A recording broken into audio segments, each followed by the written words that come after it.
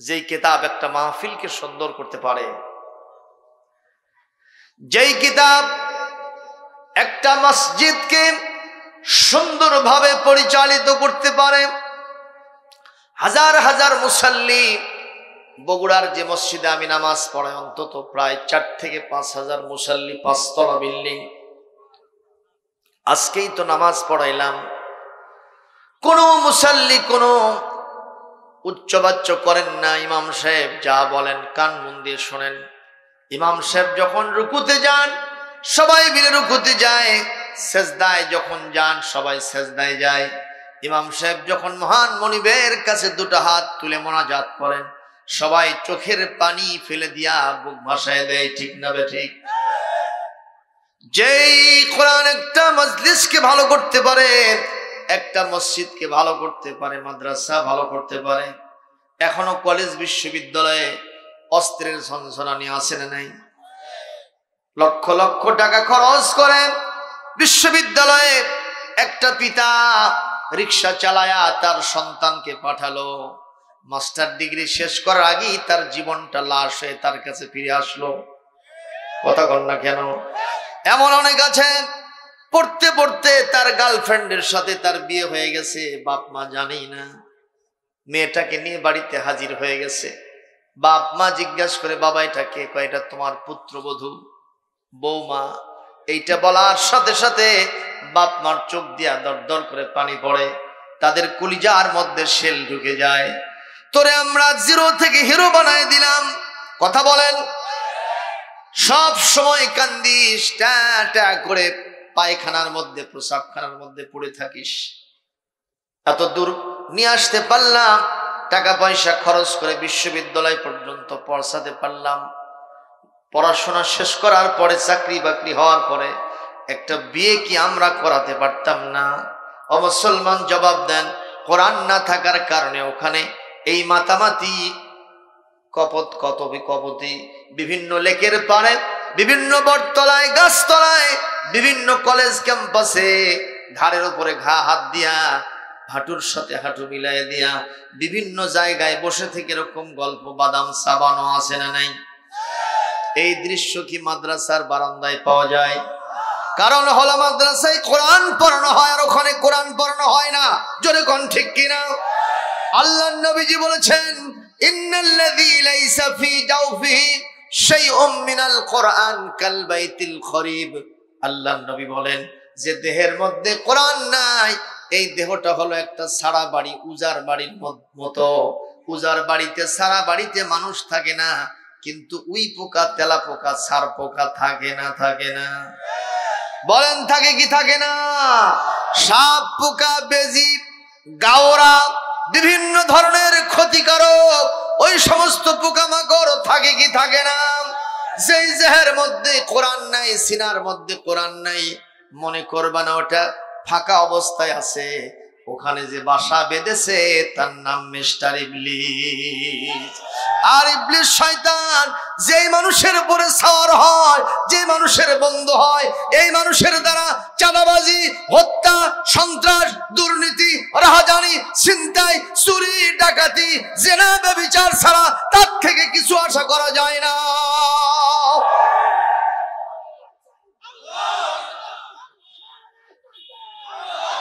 কথা বলেন ঠিক না বেঠিক?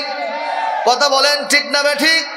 ও মুসলমান, তাহলে জবাব দেন, এই কোরআনের আলোচনা শুনতে পারলে লাভ না লস? লাভ না লস? জান্নাত যা জাহান্নাম, নেকি না বদি, সম্মান না অসম্মান? যিনি দিবেন আওয়াজ দিয়ে বলুন তার নামটা কি? তাহলে দূরে থেকে আসলাম কিছু বলার জন্য। আপনারা কি কোরআনের সাথে সময় দিবেন? এই মাহফিল থেকে যদি কেউ উঠে যান তাহলে আপনি কোরআনকে অসম্মান করলেন। কথা কোন? এই জন্য সবাইকে বলবো, যারা দাঁড়িয়ে আছেন, জায়গা যেহেতু আছে, একটু সামান্য সময় আমাকে দেন। কর্তৃপক্ষ বলেছেন যে 12টার ভিতরেই মাহফিল ইনশাআল্লাহ শেষ হবে। খুব বেশি সময়, বড় জোর মোনাজাত দিয়ে 1.5 ঘন্টা টাইম, কষ্ট হবে ভাইজান।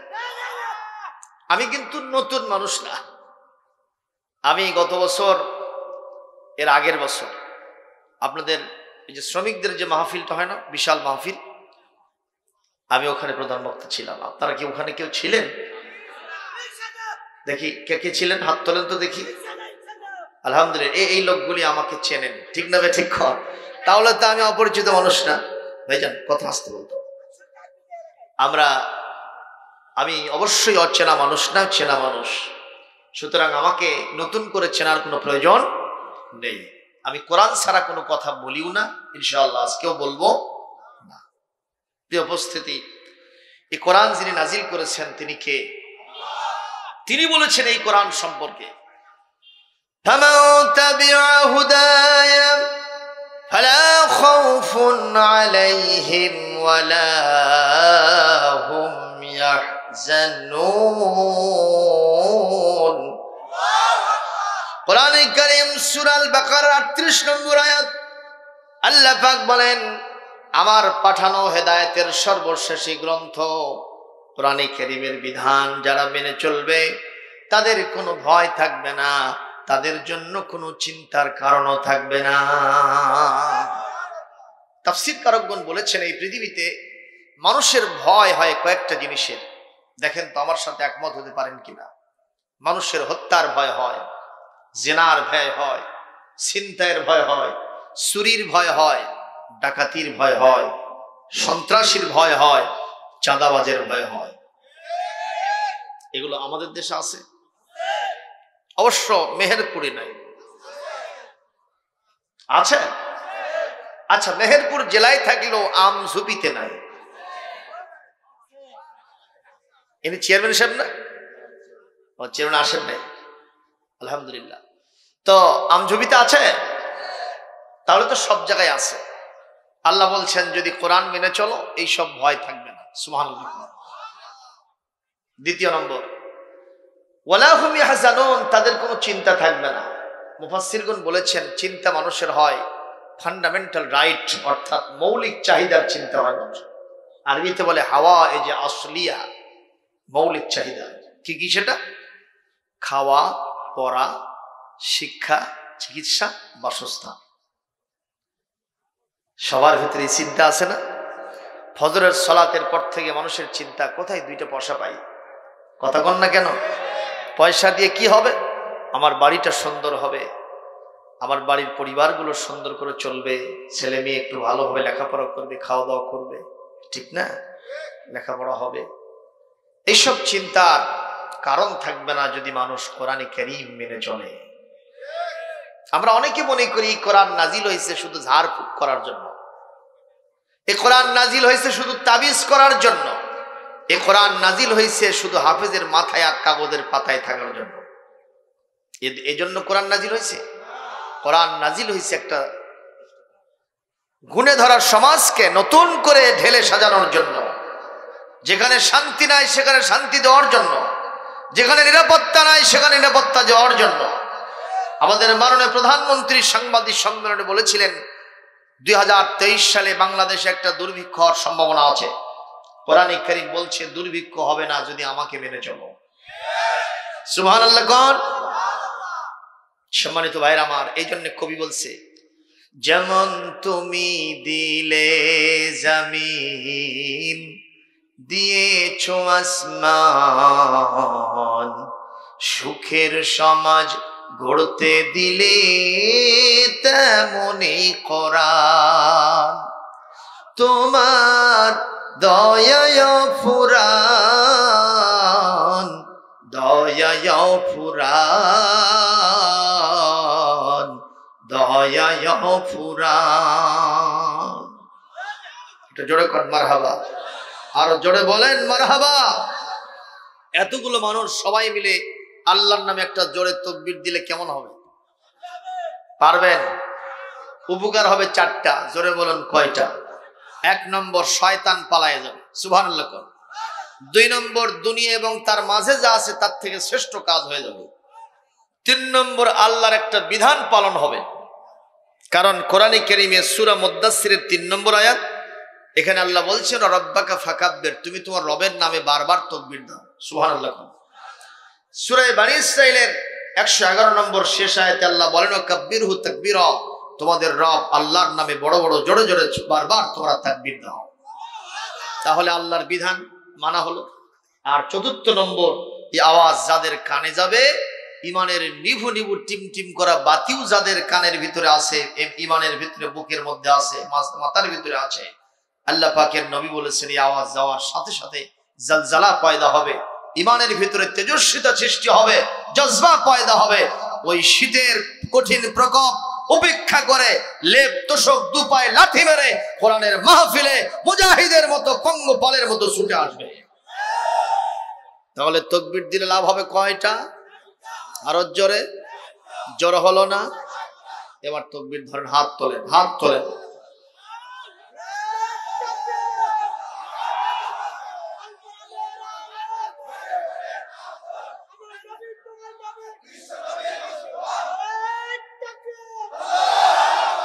আচ্ছা, উনিও দিয়েছেন, আমিও দিই, দেখি কেমন হয়। জীবনে যে তাকবীর দেন নাই আজকে সেটা দিবেন। নারায়ে তাকবীর, নারায়ে তাকবীর। আল কোরআনের আলো সারা দুনিয়ায় জালো, কোরআন সুন্নাহ যেখানে, আলেম ওলামা যেখানে, শয়তান আছে যেখানে, মেসি আছে যেখানে,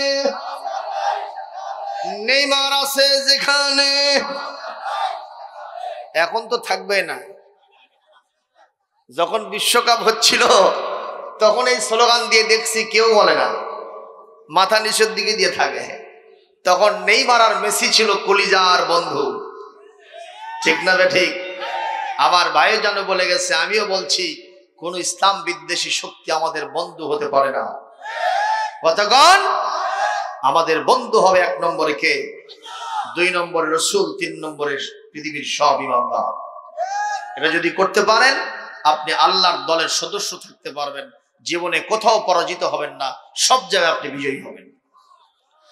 وَمَن يَتَوَلَّ اللَّهَ وَرَسُولَهُ وَالَّذِينَ آمَنُوا فَإِنَّ حِزْبَ اللَّهِ هُمُ الْغَالِبُونَ।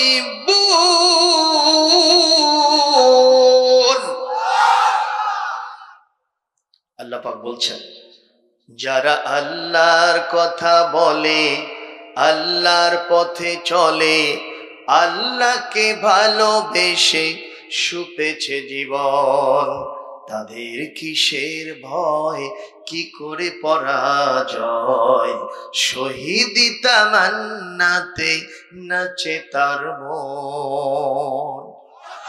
হাসনাহনার ঘ্রাণে ভোলে না হৃদয় তার, কালেমার মেশক মাখা হৃদয় আছে যে তার, সব ব্যথা ভুলে গিয়ে কোরআনের পথে চলে, সব ব্যথা ভুলে গিয়ে আল্লাহর রাস্তায় চলে, সে তো তার ঈমান বলে। যারা আল্লাহর কথা বলে, আল্লাহর পথে চলে, আল্লাহকে ভালোবেসে সুপেছে জীবন, তাদের কিসের ভয়, কি করে পরাজয়, শহীদি তামান্নাতে নাচে তার মন। কোরআনে কারীম 5 নম্বর সূরা 6 নম্বর পারা সূরাতুল মায়েদা 56 নম্বর আয়াতের ব্যাখ্যায় আমি এই সঙ্গীতটা বলেছি। বলেন না মারহাবা। তাহলে এই সঙ্গীতটাও বললাম, এর পিছনে কোরআনের দলিল আছে, আলহামদুলিল্লাহ। এক গাধার মালিক তার গাধাকে নিয়ে গেছে বাজারে চিনি কিনতে। কি কিনতে ভাই? গাধাকে চিনি খাওয়াবেন, উনি খাবেন, কিন্তু গাধার পিঠে উঠাই দেবেন, ঠিক না? 1 বস্তা চিনি কিনে গাধার পিঠে উঠাই দিচ্ছে, আর বলছে, গাধা আমার বাড়ি চিনিস? কয় হ্যাঁ। এরকম করে মাথা ঝুঁকায় সম্মতি দিল। আমার বাড়িতে যাওয়ার জন্য রাস্তার ভিতরে একটা নদী আছে, ওই নদীর ভিতরে নামবা না, তাহলে কিন্তু আমারও সর্বনাশ, তোমারও সর্বনাশ। তো গাধা মনে মনে বলে, চিনি যদি না থাকে তে আমার কি হবে? তুই তো জীবনে আমাকে চিনি খাওয়াস না। আর একটু যদি গাড়ি টানতে, মালামাল টানতে একটু যদি ত্রুটি করি, তুই আমারে খালি কিল ঘুষি মারিস। তা আজকে 2 মণ ওজনের বস্তা পিঠের উপরে উঠাই দিয়ে তারপরে তুমি আমাকে ওয়াজ করতেছ। তোমার ওয়াজ মানবো কি মানবো না 50-50, আগে দেখি কি হয়। তুমি যাইবা, নদীর ভিতরে নামবা, নদীর পাশে দিয়ে 1 কিলোমিটার রাস্তা গেছে দিকে, পিচ ঢালা পথ, ওখানে গিয়ে একটা ব্রিজ পাইবা, উঠবা, ওপারে নেমেই দেখবা আমার বাড়ি। তোমার শান্তি হবে, মুক্তি হবে, নিরাপত্তা হবে, আরাম হবে। গাধা বলল ঠিক আছে, আমি যাই, আগে কি হয়। নদীর ধারে গিয়ে চিন্তা করলো 1 কিলোমিটার আবার হাঁটবো, আবার ওই ব্রিজে চড়বো, তারপরে বাড়িতে যাবো, সে বহু কষ্টের কথা। দেখি একটু সরাসরি নদীর ভিতরে নামি তো কি হয়। নদীর ভিতরে নামা শুরু করছে। যত নামে সিনিয়র পানি এক জায়গায় হয়ে ভার সব বাড়ে না কমে? কি বলতেছেন আপনারা? একটু ব্রেন খাটান তো, কি হয়? হ্যাঁ, ভার কি হয়? কারণ সিনিয়র পানি এক জায়গায় হয়ে সব গলে যাচ্ছে, ভার কমে যাচ্ছে। গাধা খিলখিল করে হাসতেছে, কত আরাম পাচ্ছি রে, এতদিন এই মালিকের মতে চলে আমার যা কষ্ট হয়েছে, আমার চোখে ধুলা দিয়ে এই কামগুলি করছে। আরো সামনে যায়, আরো শান্তি পায়। মাঝখানে যখন গেছে ভারী নাই। গাধা সাঁতরায় পার হয়ে বাড়িতে গিয়া খিলখিল করে হাসতেছে। মালিক কিছুক্ষণ পর বাসায় ফিরছে, যে দেখে গাধাও আছে, বস্তাও আছে, দেয়ার ইজ নো সুগার। জোরেগান কি নাই? চিনি নাই। মালিক বলতেছে, গাধা তুমিও আছো, বস্তাও আছে, চিনি কোথায়? এগুলো কিছু জানি না, বুঝি না, নিজের মতে চললে শান্তি, আমি সেটাই বুঝি। গাধার মালিক বলে, গাধারে তোর নাম গাধা, তোর চোখে লাগছে ধাঁধা, এই জন্য দেখেছিস সব সাদা, হয়নি তাতে কোনো বাধা। এই গাধা, আমি তোর মালিক, কোন মতে কোন পথে চললে তোর শান্তি হবে, মুক্তি হবে, নিরাপত্তা হবে, এটা আমি ছাড়া কেউ জানার কথা, কেউ জানার কথা না। খবরদার আমার মতের উল্টা চলবি না, তোর কিন্তু অশান্তি হবে। গাধা বলে, এটা আপনার থিওরিটিক্যাল কথা, আর আমারটা হলো প্র্যাকটিক্যাল। বাস্তবে তো আমি এখনই দেখলাম, আপনার বাড়িতে থাকবো, এখানে খাবো, এখানে ঘুমাবো, আপনি যা বলবেন তার উল্টো চলবো, আমারে ঠেকাতে পারবেন না। 1 বার 2 বার 3 বার বুঝানোর পরেও যখন হইল না, গাধার মালিক দ্বিতীয় দিনের মতো আজকে উচিত শিক্ষা দেওয়ার জন্য গাধাকে বাজারে নিয়ে 1 বস্তা তুলা কিনা পিঠে উঠায় দিছে। যেরকম কি তুলা না মূলা? 1 বস্তা তুলা কিনা আবার গতকালকের মতো ওই ওয়াজটা করলো, খবরদার নদীর ভিতরে নামবে না, তোমার কিন্তু অশান্তি হবে, আমারও মনের প্রশান্তি নষ্ট হবে। 1 কিলোমিটার রাস্তা যাবা, ব্রিজ পাইবা, ওদিকে নেমে আমার বাসাটা পেয়ে যাবা, তোমার শান্তি হবে। গাধা মনে মনে বলে, গতকাল তো ছিল 2 মণ ওজন, নিজের মতে চলে শান্তি যা পাইছি, আজকে তো ভারী নাই, নিজের মতে চললে শান্তি আর বেশি। গাধার মালিক যেই না ছেড়ে দিয়েছে, আজকে চিন্তা ভাবনা ছাড়া একবারে বিসমিল্লাহ ছাড়াই নামছে। যত নামে ভার খালি কমে। আমঝুপির লোকেরা বলেন, কি হয় ভার, কি হয়? গাধা মনে মনে বলতেছে, এরকম হয় কেন, আরেকটু সামনে যাই, আর একটু সামনে যাই, যত যায় বিপদ খালি কমে না বাড়ে। মাঝখানে যখন গেছে, লা ইয়ামুতু ফিহা ওয়ালা ইয়াহইয়া, কোরআনে কারীম বলছেন গাধা যখন মাঝখানে চলে গেছে, গাধা মরেও না বাঁচেও না, জীবন মরণ সমস্যা, একবার নিচে নামে আবার উপরে ওঠে, পানি খেতে খেতে এরকম বিশাল পেট হয়ে গেছে। কপাল, কপাল কি ভালো না খারাপ? লক্ষণ খারাপ। গাধার মালিক এই দৃশ্য দেখে মিটমিট করে হাসতে হাসতে ব্রিজ দিয়ে পার হয়ে সামনে যে বলে, ইয়া আইয়াতুহাল হিমার, oh my dearest, come here at once, তাআল হুনা সারিয়ান, তাড়াতাড়ি আমার কাছে এসো, আমি তোমাকে ফুলের মালা পরায় দেব।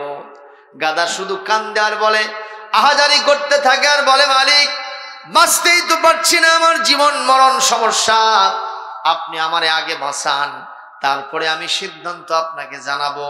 বলে, না, আগে সিদ্ধান্ত দাও, তোমার নিয়তটা কি, তোমার সিদ্ধান্ত কি সেটা তাড়াতাড়ি বলো।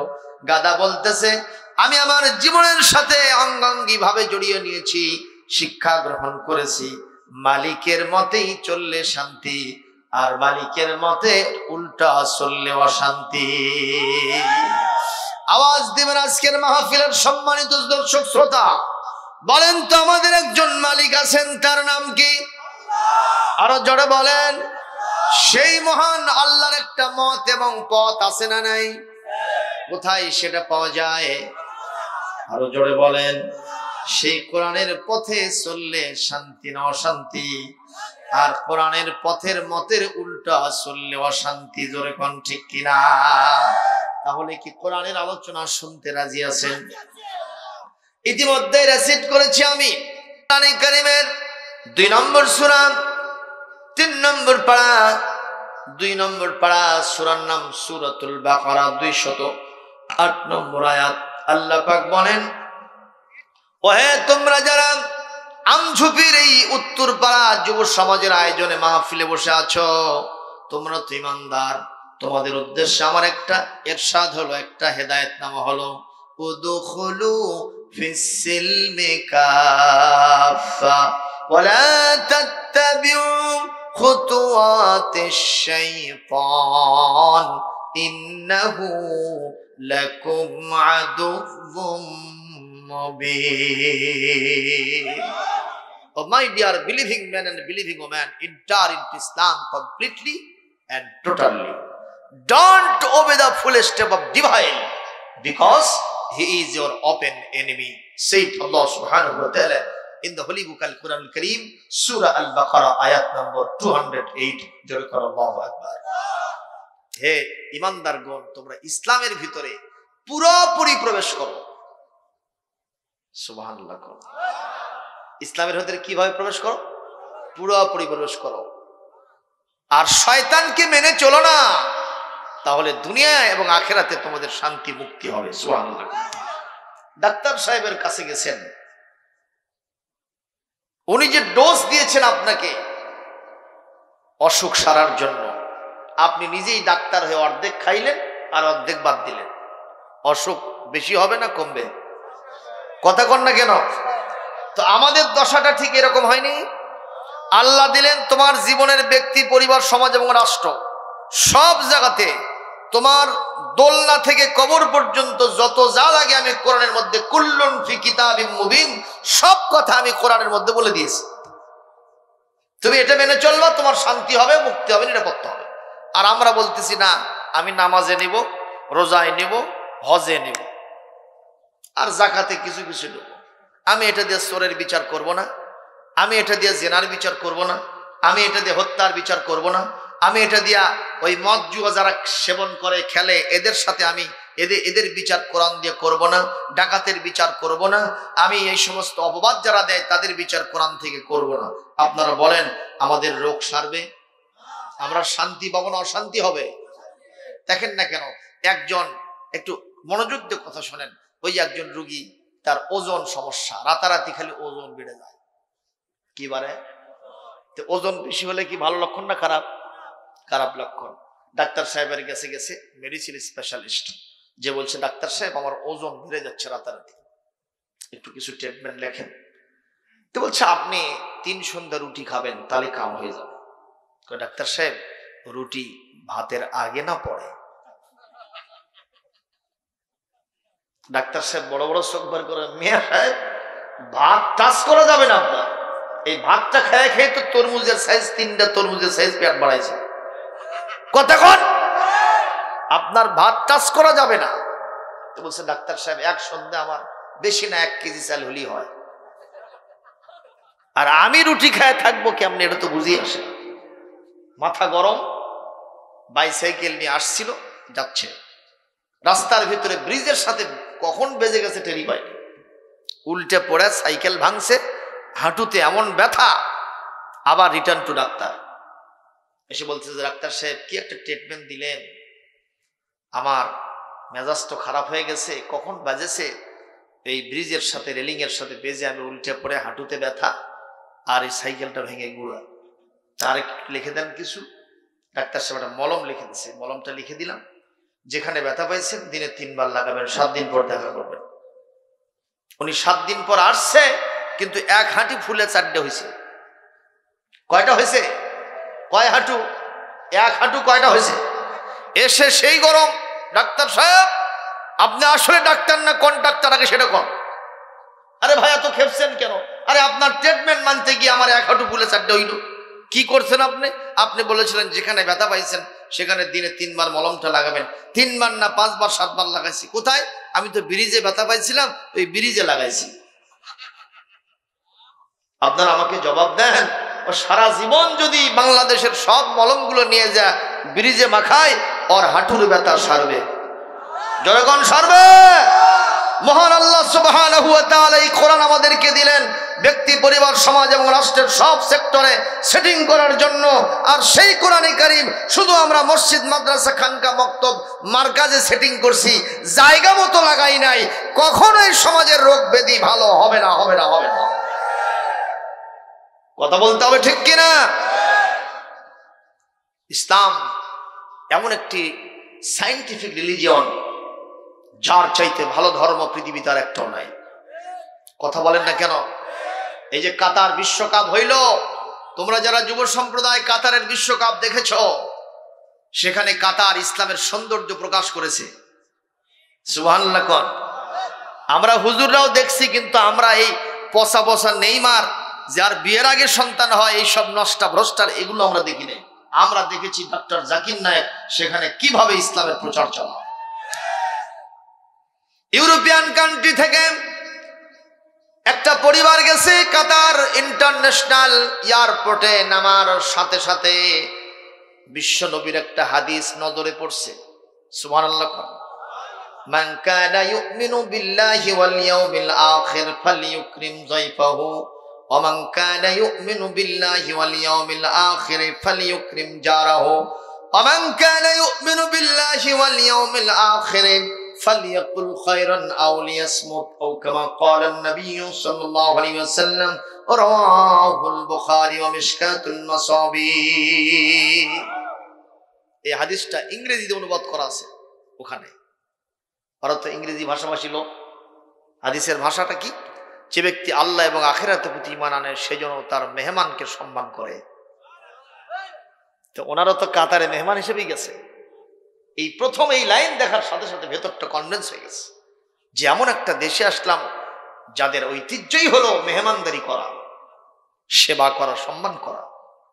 দ্বিতীয় লাইন হলো ওমান কানা ইউমিনু বিল্লাহি ওয়াল ইয়াউমিল আখির, যারা আল্লাহ এবং আখিরাতের প্রতি ঈমান আনবে তাদের দায়িত্ব হলো তারা যেন তাদের প্রতিবেশীর সেবা করে, সম্মান করে। তৃতীয় নম্বর লাইনের অর্থ হলো যে ব্যক্তি আল্লাহ এবং পরকালের প্রতি ঈমান আনবে সে যেন সঠিক, ভালো, সত্য, কল্যাণমূলক কথা বলে। যদি বলতে না পারে সে যেন চুপ করে থাকে। সঙ্গে সঙ্গে বলো, who has said this sentence? এই কথাগুলি কে বলেছে? নিচে তো লেখা আছে সাইয়্যিদ দ্য প্রফেট হযরত মুহাম্মদ সাল্লাল্লাহু আলাইহি ওয়াসাল্লাম। সঙ্গে সঙ্গে পরিবারটি বলল, আমি ওনার কাছে যাব। উনি কোথায় আছে তার কাছে যাব।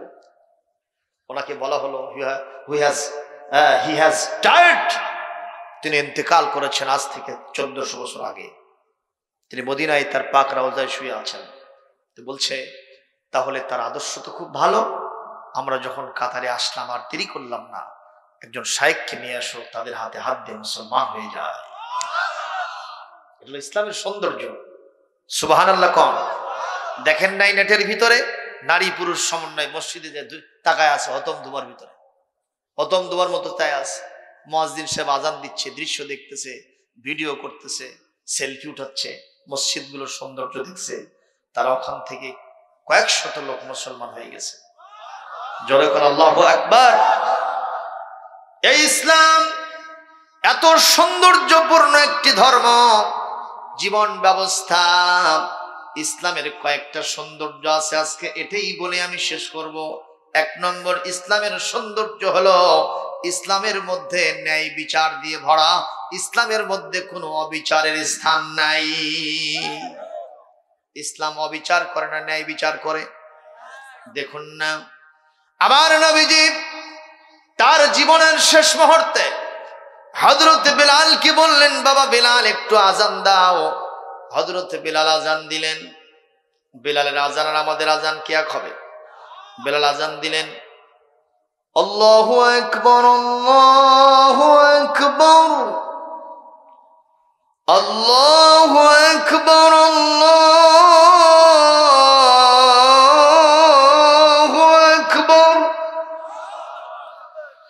আশহাদু আন লা ইলাহা ইল্লাল্লাহ,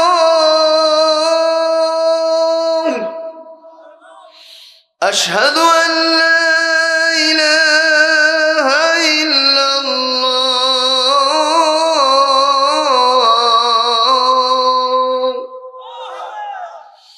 আশহাদু আন্না মুহাম্মাদার রাসূলুল্লাহ,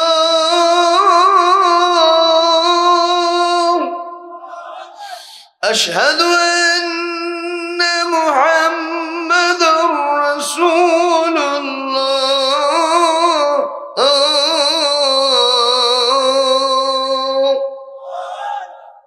জোরে বলো আল্লাহু আকবার। হয়তো বিলালের মতো হয় নাই, কিন্তু চেষ্টা করলাম। তাতে কি বেজার হলেন? আজান দেওয়ার সাথে সাথে নারী পুরুষ সমন্বয়ে পঙ্গপালের মতো আবাল বৃদ্ধ বনিতা মসজিদে নববীর দিকে ছুটে চলতেছে। আল্লাহর নবী সাল্লাল্লাহু আলাইহি সাল্লাম সবাইকে নিয়ে 2 রাকাত নামাজ আদায় করলেন। কয় রাকাত? নামাজ পড়ে নবীজি সাহাবীদের সামনে দাঁড়িয়ে বললেন, আল-আন ইন্নী আখতুবু লাকুম খুতবাতান বালিগা, খুতবাতুন আখিরা। আজকে আমি তোমাদের সামনে একটা খুতবা দিব, বক্তৃতা দিব। সেটা হলো আমার জীবনের শেষ খুতবা। সুবহানাল্লাহ। একে তো খুতবা, আবার শেষ খুতবা নবীজির মুখ থেকে উচ্চারিত হবে। সাহাবীদের আকর্ষণ আছে না নাই? আপনাদের আকর্ষণ নাই সেটা শোনার জন্য? একটু বসবেন মেহরবানি করে। আল্লাহর নবীর সেই শেষ খুতবাটা কি ছিল শোনেন। আল্লাহর নবী সাহাবীদেরকে বললেন, আলা কুলু লাকুম আওয়ালা আদুল্লু লাকুম, আমি কি তোমাদের সামনে খুতবা বলবো না, খুতবা পেশ করব না? সাহাবীরা বললেন, হুজুর বালা ইয়া রাসূলুল্লাহ, কেন বলবেন না সেটাই বলেন। আপনার খুতবা আপনি দেবেন, আমরা শুনবো, আপনার খুতবা মানবো। এমন কি আপনার খুতবা মানার জন্য আমাদের জীবনটা চলে গেলেও তাতে আমাদের আপত্তি থাকবে না। কত বড় শ্রোতা! আল্লাহু আকবার কোন। আল্লাহর নবী বলেন, ও সাহাবীরা, কষ্ট হচ্ছে ভাইজান?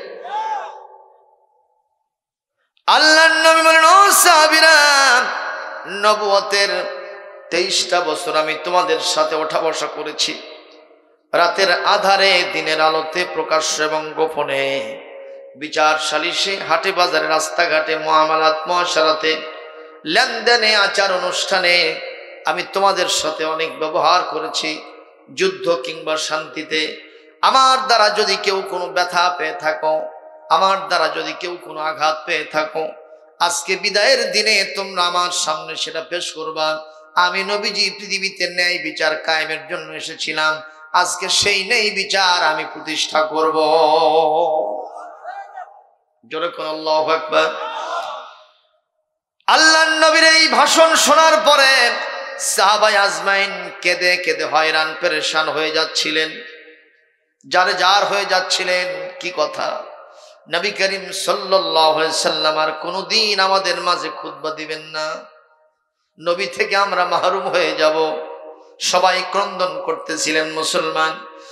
এক পর্যায়ে আমার নবীজি আবার আহ্বান করলেন, কারো যদি আমার প্রতি কোনো ক্ষোভ থাকে, কোনো বিক্ষোভ থাকে, আমার প্রতি যদি কোনো অভিযোগ থাকে, আমার কাছে দায়ের করবা, আমি সেই অভিযোগ আজকে খণ্ডন করব, আমি ন্যায় বিচার উপহার দেব। কেউ দাঁড়ায় না, জবাব দেন, নবীর বিরুদ্ধে কারো কোনো ক্ষোভ আছে, কোনো অভিযোগ আছে? আমাদের আছে, জোরে কোন। ওনাদের কি থাকার কথা? কখনো নয়। রাসূলুল্লাহ তাদেরকে লোহার কলই বানাইছিলেন, তাদেরকে আল্লাহর নবী সাল্লাল্লাহু আলাইহি ওয়াসাল্লাম এক একজনকে এত নরসাদ্দুল বানাইছিলেন, লোহার কলই বানাইছিলেন। সাহাবীদেরকে যদি কেউ চিবাতে চাইতো, দাঁত মুখ ভেঙে যেত। যদি কেউ গিলতে চাইতো, সাহাবীদেরকে গিলতে চাইলে হজম হতো না, নাড়ি ভুড়ি নিয়ে পেছনের রাস্তা দিয়ে বের হয়ে যেত। যেরকম ঠিক না ঠিক? এত কঠিন সাহাবী আল্লাহর নবী, এত ইস্পাত কঠিন ইমানের অধিকারী তাদের বানিয়েছিলেন। আল্লাহর নবী বললেন, ও সাহাবীরা, আমি সর্বশেষ লাস্ট এন্ড ফাইনালি আবার আহ্বান করলাম, আমার বিরুদ্ধে তোমাদের যদি কোনো ক্ষোভ থাকে, কোনো বিক্ষোভ থাকে, তোমাদের কোনো অভিযোগ থাকে, দায়ের করবা। আজকে আমি সেইটার খণ্ডন করব। সাহাবায়ে আজমাইন কেউ যখন দাঁড়ান না, মাঝখান থেকে একজন সাহাবী ছায়ার মতো দাঁড়ায় গেছেন। আল্লাহর নবী তাকায় দেখলেন, ওই সাহাবীর নাম হলো উক্কাশা। কি নাম? সবাই বলেন। উক্কাশা ইবনে মুহসিন রাদিয়াল্লাহু তাআলা আনহু। নবীজি জিজ্ঞেস করলেন, ইয়া উক্কাশা, হাল্লাকা আলাইয়া খুসুমাতুন। উক্কাশা রে, আমার বিরুদ্ধে তোমার কি কোনো অভিযোগ আছে? উক্কাশা বললেন, হুজুর, একটা অভিযোগ আপনার বিরুদ্ধে আমার আছে। কি সেই অভিযোগ? ইয়া রাসূলুল্লাহ, আজ থেকে কয়েক বছর আগে আপনার নেতৃত্বে আমরা একটা যুদ্ধে যাচ্ছিলাম। আপনি ছিলেন কমান্ডার ইন চিফ, সেনাপতি। আপনার বাহনটা ছিল আমাদের আগে, ঠিক আপনার পিছনে আমার বাহনটা ছিল। এই মুহূর্তে আমি যখন দেখলাম হঠাৎ করে রাস্তায় যাইতে যাইতে আপনার বাহনটা থমকে দাঁড়িয়ে গেছে, এই মুহূর্তে হঠাৎ করে আমার বাহনটা, আমার সওয়ারটা, আমার ঘোড়াটা আপনার বাহনকে ক্রস করে সামনে যেতে নিল। আপনি সহ্য করলেন না, আপনার হাতে থাকা ছুরি দিয়া এত জোরে আঘাত মারলেন। এটা আমি জানি না, আমাকে মারলেন না আমার বাহনকে মারলেন। বাহনকে লাগে নাই, আমার পা জোরে এত জোরে লাগছিল। আজ কত বছর চলে গেছে, ওই আঘাতের কারণে আমি জর্জরিত, ওই আঘাতের কারণে আমি আহত, ওই আঘাতের কারণে আমি ব্যথিত। ইয়া রাসূলুল্লাহ, ইয়া হাবিবাল্লাহ, আজকে শেষ দিনে যখন ভাষণ দিচ্ছেন, আমি আপনার কাছে আহ্বান করছি, মেহেরবানি করে যদি আপনি ন্যায় বিচারের প্রতীক হয়ে থাকেন, তাহলে আমাকে সুযোগ দেবেন। আজকে আমি ওই রকম একটা ছড়ি দিয়া, পান্টি দিয়া, লাঠি দিয়া আপনার পাজরে আঘাত দিয়া আমি প্রতিশোধ নিয়ে নিব। একটু জোরে কি নাউজুবিল্লাহ বলা যায় না? ও মুসলমান, জবাব দেন, আল্লাহর নবী কি সত্যি তাকে আঘাত করেছেন? জোরে কোন। নবীজি বললেন, ও সাহাবী উক্কাশা, যেহেতু তুমি অভিযোগ দায়ের করেছ, আমাকে খণ্ডন করতেই হবে, ন্যায় বিচার কায়েম করতেই হবে। কিন্তু একটা কথা শোনো, এই পৃথিবীর নবীরা হলেন ফার্স্ট ক্লাস ইমানদার। তারা কখনো কোনো মানুষকে ইচ্ছা করে আঘাত দিতে পারে না, কষ্ট দিতে পারে না। তারপরেও যেহেতু তুমি অভিযোগ দায়ের করেছ, ইনশাআল্লাহ আমি ন্যায় বিচার কায়েম করব। এই পৃথিবীতে ইসলামের ভিত্তিতে ন্যায় বিচার কায়েম করার জন্য নির্দেশ দিয়েছেন কে? কোরআন কারীম সূরা আন-নিসা। কোন সূরা? আয়াত নম্বর 58 অংশ। ওয়া ইযা হাকামতুম বাইনান নাসি আও তাহকুমু বিল আদল ইন্নাল্লাহা নি'মা ইয়া'iযুকুম বিহি ইন্নাল্লাহা কানা সামিআন বাসীরা। একটু জোরে বলতে হবে আল্লাহু আকবার, আরো জোরে বলতে হবে আল্লাহু আকবার। আল্লাহ রাব্বুল আলামিন বলেন, তোমরা যদি বিচার ফয়সালা করো তোমাদের দায়িত্ব হবে ন্যায় বিচার কায়েম করা। ঘোষণাকার আরো জোরে বলেন। সূরা আন-নাহল 90 নম্বর আয়াত, যে আয়াতটা সব সময় আমাদের ইমাম সাহেবগণ সানি খুতবায় পড়ে থাকেন। ইন্নাল্লাহা ইয়া'মুরু বিল আদলি ওয়াল ইহসানি ওয়া ইতাই যিল কুরবা। আপনারা কি আলোচনা বুঝতেছেন? ইসলামের সৌন্দর্য হলো ন্যায় বিচার কায়েম করা। সুবহানাল্লাহ। আলোচনা কি বোঝা যাচ্ছে? না বুঝলে আবার কিন্তু বেকায়দা হবে। সেটা কি জানেন? আমাদের বগুড়া রেল স্টেশনে দুইজন যাত্রী ট্রেনে উঠছে, একটা ম্যাডাম একটা স্যার, পাশাপাশি সিট। কিছু দূর যাওয়ার পরে চেকার সাহেব এসে বলতেছে, madam give me your ticket, I will check your ticket, টিকিটটা দেন একটু চেক করবো। ম্যাডাম বলতেছে আমারটা মাসিক। কি বলছে? যেই বলছে মাসিক, চেকার সাহেব ব্যাক গিয়ার মারছে, মানে আর টিকিট দেখে নাই। তো এক পর্যায়ে চেকার সাহেব ওখান থেকে যখন সরে গেছে টিকিটটা না দেখেই, তখন পার্শ্বে যে স্যার বসেছিল পুরুষ মানুষ, সে মনে করছে বাবা অসুখ বিসুখের কথা বললে টিকিট থেকে মাপ পাওয়া যায়, তা আমি এমন সিটার মার্কা মানুষ, টিকিট তো কাটিনি, তো দেখি আমি কিছু বলতে পারি নাকি, ওই রকম অসুখ তো আমারও আছে। কিছুক্ষণ পর আসছে, স্যার আপনার টিকিটটা দেন একটু চেক করব। স্যার বলতেছে আমারটা 1 শিরা। জোরে কোন কয় শিরা? যেই বলছে আমারটা 1 শিরা, সঙ্গে সঙ্গে চেকার সাহেব বড় বড় চোখ বার করে বলতেছে আচ্ছা টিকিটের সাথে 1 শের 2 শের সম্পর্ক কি? কি বলতে চান আপনি? কিসের 1 শের আর 2 শের? তো বলতেছে ভাইজান মেয়ে মানুষের রাজ্য, তো মেয়ে মানুষেরই বেশি অধিকার। উনি অসুখের কথা বলল আর আপনি টিকিট দেখলেন না, আর আমার এরকম একটা অসুখ আছে জন্য ব্যাখ্যা দেওয়া লাগবে না। এই মেয়ে সাহেব আপনি কি বুঝেছেন? যে মহিলা বলল না মাসিক অসুখকে, উনি অসুখের কথা বলছে, উনি বলছে মাসিক, আর মাসিক মানে ওই অগ্রিম 1 মাসের টিকিট কাটছে। মারহাবা কর। আর তুমি বুঝেছো যে মাসিক অসুখ হয়েছে। এই ভুল বোঝার কারণে তোমার যেটা গোপন রোগ ছিল সেটাও ফাঁস করে দিয়েছ। আপনারা বলেন কায়দা না বেকায়দা? যখন কি কায়দা? আমাদের বাংলাদেশে কায়দা হলো নুরানি আর বগদাদি, এর নাম হলো বেকায়দা। যখন ঠিক না বেঠিক? সম্মানিত উপস্থিতি, আমার ভাষা কি আপনারা বুঝতে পারছেন? আমার কথা বুঝতে তো অসুবিধা হয় না? আমি কথা বলতেছিলাম ইসলামের একটা অন্যতম সৌন্দর্য হলো ইসলামের ভিতরে ন্যায় বিচার আছে। পৃথিবীতে অন্য কোন ধর্মের ভিতরে ন্যায় বিচার নাই। আপনারা বলবেন হুজুর কেমনে? লক্ষ লক্ষ এক হিন্দু ধর্মের, সনাতন ধর্মের একজন দেবতা, সে মুসলমান হয়েছিল বগুড়ায়। তার নাম ছিল আপনার ডক্টর ইসলামুল হক এবং দয়াল শাহ। তো তারে আমি বসে জিজ্ঞেস করেছিলাম আপনি মুসলমান কেন হইলেন হিন্দু ধর্ম থেকে? ওই ধর্মের কেউ যদি থাকেন মন খারাপ করেন না, আমি একটু তুলনামূলক কথা বলছি। তো উনি আমাকে বললেন যে ভাই আমি দেখলাম আমার দাদি প্রত্যেকদিন সকালবেলা উঠে তুলসীর গাছের থেকে যে পানি পড়ে ওই পানি সুন্দর করে বাটিতে নিয়ে এসে খালি ওই যে আপনার জমজম কূপের পানির মতো খালি চটকায় চটকায় খায়। আমি বললাম যে দাদি এটার ভিতরে কি আছে? এটা খুব পবিত্র, খাইলে কপাল ভালো হয়ে যায়, রোগ ব্যাধি সারে, ব্রেন সাফ হয়, কলিজা সাফ হয়। তো ভালো কথা। আমি একদিন দেখলাম মিস্টার ডিওজি সাহেব, ডিওজি বলছেন ডগ, ডগ মানে কি? আলোক করে কাম সারল। পরের দিন সকালবেলা দেখি দাদি ওখান থেকে ওটা নিচ্ছে, টুপ টুপ করে পড়তেছে। তো আমি বললাম দাদি এটা কেমন? কয় গতকালকের চাইতে আজকের টেস্ট আরো বেশি। তা আমি সেই দিনে চিন্তা করছি যে এই ধর্মের ভিতরে কোনো পবিত্রতা নাই, নীতি নৈতিকতা নাই। কথা কর। উনি আবার বললেন আর একটা কি? আমি দেখলাম কোটিপতি এক হিন্দু মারা গেল,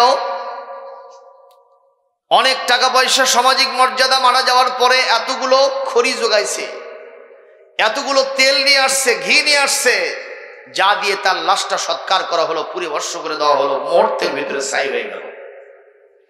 কিন্তু আমি দেখলাম একজন গরিব মানুষের মেয়ে মারা গেছে, ষোড়শী যুবতীর মেয়ে, যেহেতু তার বাপও নাই মাও নাই, ইয়েতিম মেয়ে, বিবাহ শাদীও হয় নাই, মেয়েটা মারা গেল।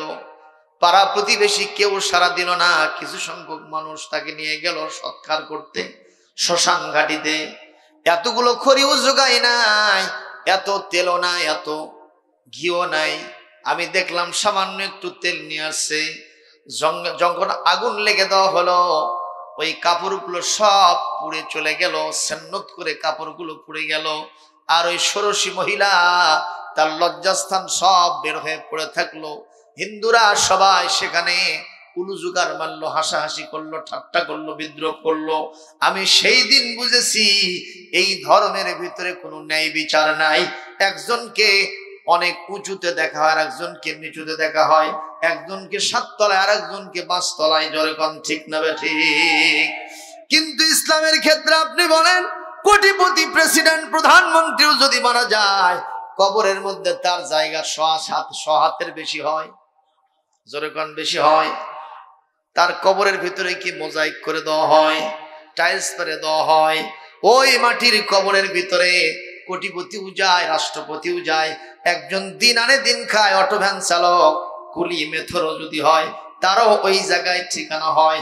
বলেন তো, পুরুষ মানুষ যদি মারা যায়, কোটিপতি প্রেসিডেন্ট প্রধানমন্ত্রী হলে 5-7টা কাপড় দেয় না 3 পিস দেয়?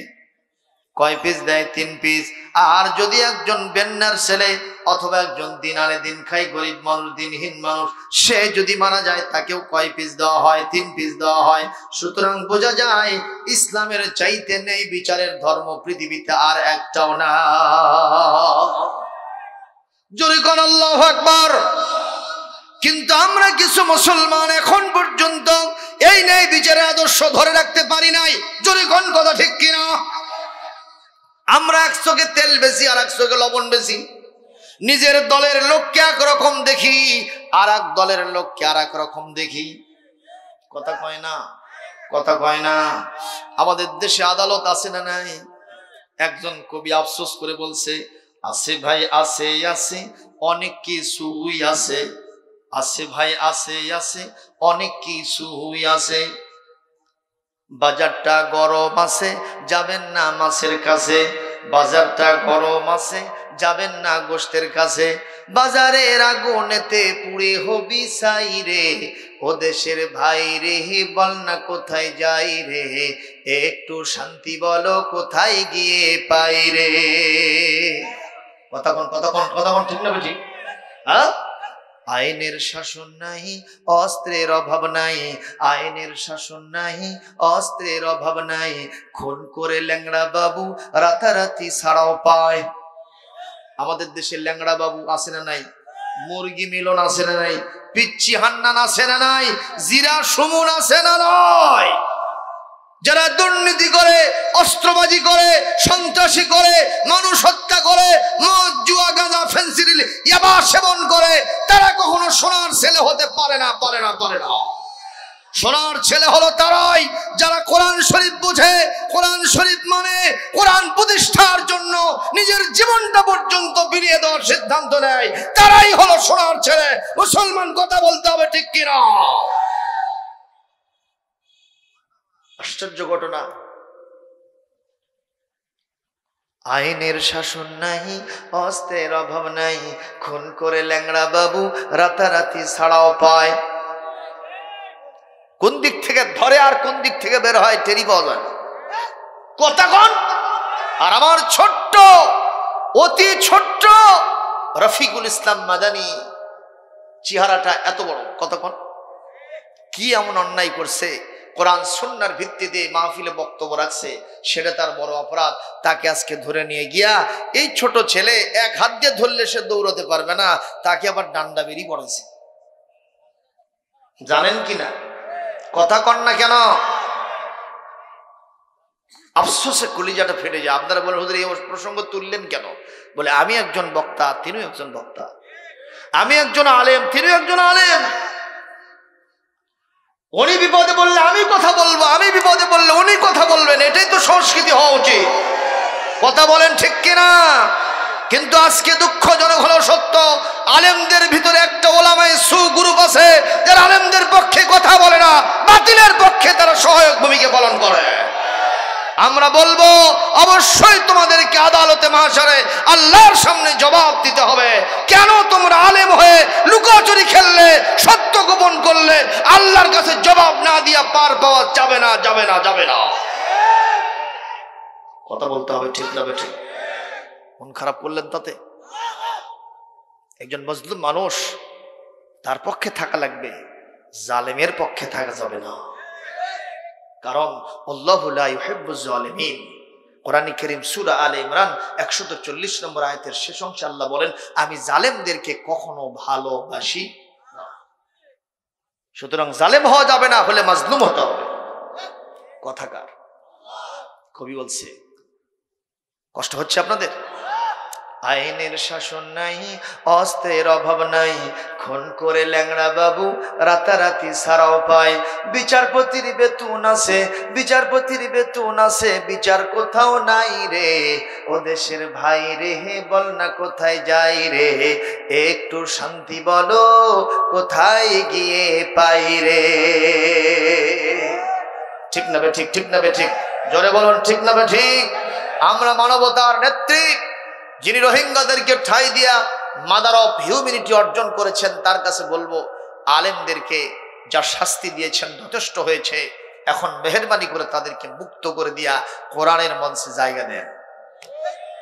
কারণ ওই মিশরে যখন দুর্ভিক্ষ লেগেছিল, ইউসুফ আলাইহিস সালামের কাছ থেকেই কিন্তু সেই ফর্মুলা নিয়ে সেই দুর্ভিক্ষ দূর করতে হয়েছে। কথা কোন? আজকেও যারা আলেম ওলামা, দুর্ভিক্ষ কেমনে দূর হয় সেটা তাদেরই ঠিক মতো জানা আছে। ইউসুফ আলাইহিস সালামের মতো সাজেশন তাদের কাছ থেকে নিতে হবে, তাদেরকে মুক্ত করে দিতে হবে। বাংলাদেশে আল্লাহর রহমতে কোনো দুর্ভিক্ষ আসবে না, সুখী সমৃদ্ধশালী একটা রাষ্ট্র হিসেবে আমরা বিশ্ববাসীর কাছে মাথা উঁচু করে দাঁড়াতে পারবো। কথা বলেন ঠিক কিনা? আমার এই কথার সাথে একমত থাকলে দুহাত তুলে আল্লাহকে এই মুহূর্তে দেখাতে হবে।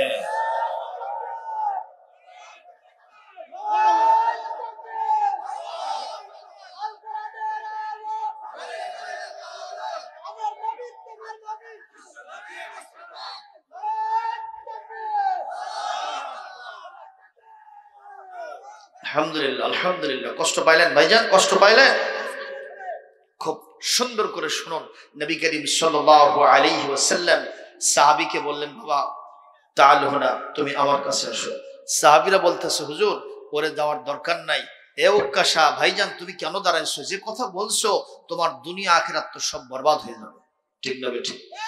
তোমার দুনিয়া আখিরাত সব বরবাদ হবে। ভাইজান তুমি বসো, তোমার যদি অভিযোগ থাকে, কিছু থাকে, আমাদের কাছে বলো, আমরা পিঠ পাতে দিচ্ছি। তোমার যত মারা লাগে মারো, আমাদের চোখের সামনে তুমি নবীকে মারবা, এটা আমরা দেখতে পারবো না রে। হযরত উক্কাশা বলছেন, না তোমরা আমাকে ছেড়ে দাও, নবী আমাকে সুযোগ দিয়েছে, তোমরা ডিস্টার্ব করবে কেন? আমি নবীজির পা ধরে আঘাত দিব। কথা কি শুনতেছেন? উক্কাশা রাসূল সাল্লাল্লাহু আলাইহি ওয়াসাল্লামের কাছে চলে গেলেন। আল্লাহ নবী বলেন, উক্কাশা এই যে নাও ছড়িটা, এই যে নাও পান্টিটা, তুমি এটা দিয়ে আমাকে আঘাত দাও। হযরত উক্কাশা হাতের মধ্যে ছড়িটা নিয়ে আদ্যপান্ত চেয়ে দেখলেন আর বললেন, ইয়া রাসূলুল্লাহ, এটা তো ওই দিনের ছড়ি না, যেটা আপনার হাতে ছিল সেই দিন, সেটা আপনার হাতে তো এখন নাই। কারণ ওইটা থাকলে ন্যায় বিচারটা সঠিক মানের হতো। আর এখন যেহেতু আপনি এটা অন্য একটা ছড়ি দিয়েছেন, এটা দিয়ে মারলে সঠিক মানের 16 আনা ন্যায় বিচার প্রতিষ্ঠিত হবে না, আপনি ওইটা আমাকে দেন। হুজুর বলেন, উক্কাশা ঠিকই বলেছ, এটা সম্ভবত আমার কলিজার টুকরা মা ফাতেমার কাছে আছে। সুবহানাল্লাহ। হযরত বেলালকে বলেন, বাবা বেলাল, কম, তুমি দাঁড়াও, ইযহাব ইলা বাইতে ফাতেমা, একটু ফাতেমার বাড়িতে যাও, যে আমার ওই শরিয়ার পান্টিটা নিয়ে এসো। ভাইরা কষ্ট হচ্ছে নাকি আপনাদের? মোনাজাত দেবো, এখনই মোনাজাত দেব, কিছুক্ষণ চলবে। দেখি কারা কারা চলার পক্ষে, একটু হাত তোলেন তো। চলার পক্ষে যারা, হ্যাঁ, কে কে কে কে চলার পক্ষে? দেখেন তো হাত কাদের ওঠে নাই। একজনের হাত নিচে থাকলে এখনই আল্লাহুম্মা আমিন দিব। একটু হাত তোলেন, চলবে, ওয়াজ চলবে, হাত নামা, কিছুক্ষণ, বেশি না। আর এখন থেকে সর্বোচ্চ 15 মিনিট কথা বলবো। একটু মেহেরবানি করে বসেন, আমরা সবাই একসাথে মোনাজাত করে। মুসাফির মানুষ, আমার দোয়া কবুল হবে কি হবে না? এটা আমি আব্দুল সালাম কে সেটা না, কিন্তু মুসাফিরের দোয়া কবুল হবে, এই গ্যারান্টি আমার নবীজি দিয়েছেন। সুবহানাল্লাহ। আল্লাহর নবী বললেন, বিলাল এই মুহূর্তে তুমি ফাতেমার বাড়িতে যাও। হযরত বিলাল আম্মা জান ফাতেমার বাড়িতে যাইতে নিয়েছেন, আর দু চোখের পানি দিয়ে তার বুকটা ভেসে যায়, দাড়ি ভিজে যায়। একটা পা সামনে দেন, আর একটা পা আবার পিছে নিয়ে আসেন, এক কদম সামনে যেতে পারেন না। হুজুর বললেন, বিলাল তোমার ভাব কি, কেন যাও না? হযরত বিলাল বলছেন, ইয়া রাসূলুল্লাহ, ইয়া হাবিবাল্লাহ, এমন একটা পান্টি আর ছড়ি লাঠি আমি বহন করে নিয়ে আসবো, যেটা দিয়ে উৎকাশা আপনার পাঁজরে আঘাত দিয়ে কষ্ট দেবে। আমি বিলাল সারাটা জীবন আপনার কদম মোবারকে পড়ে থেকেছি, যত কাফের বেদিন আসছে আমার পিঠের চামড়া উঠাইছে, উমাইয়া আমাকে কত না মার দিয়েছে, আমি তাও দ্বিধা করি নাই। আপনার পাশে থেকে থেকে আমি আমার জীবন অতিবাহিত করে দিলাম। ইয়া রাসূলুল্লাহর চোখের সামনে ঠান্ডা মাথায় এই উৎকাশে আপনার পাঁজরে আঘাত দেব ছুরি দিয়া, এটা আমি তো কখনো সহ্য করতে পারবো না, এটা আমার পক্ষে কখনো মেনে নেওয়া যাবে না। ইয়া রাসূলুল্লাহ এই ছুরিটা বহন করলে সম্ভবত আমার দুনিয়া আখিরাত সব বরবাদ হয়ে যাবে। হুজুর বললেন, উৎকাশ, হ্যাঁ বিলাল, নিঃসন্দেহে তোমার মনের ভিতরে আমার প্রতি আকর্ষণ বেশি, তাহলে হতে হলে কি হবে? এই পৃথিবীতে আল্লাহ পাক তো আমাকে ন্যায় বিচার প্রতিষ্ঠা করার জন্য পাঠাইছে। কোরআন কারীম সূরাতুল হাদীদ আয়াত নম্বর 25 আল্লাহ পাক বলেন, লাকাদ আরসালনা রাসূলানা বিল বায়িনাতি ওয়া আনজালনা মাআহুমুল কিতাবা ওয়াল মিজান